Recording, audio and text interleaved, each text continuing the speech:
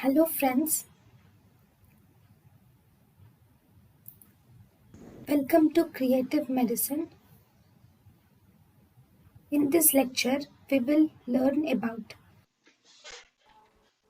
Cervical causes of infertility. If there is a problem with the cervical mucus, like thick and impermeable mucus where sperms cannot ascend, impermeable mucus like insular score, the insular score is around 10 to 12. That is, it means that there is good cervical mucus, presence of anti-sperm antibodies which shows immunological cause of infertility.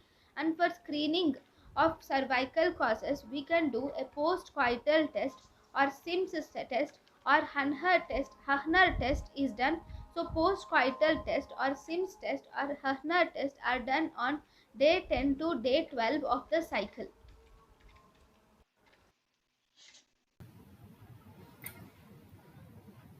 thank you and thank you for watching.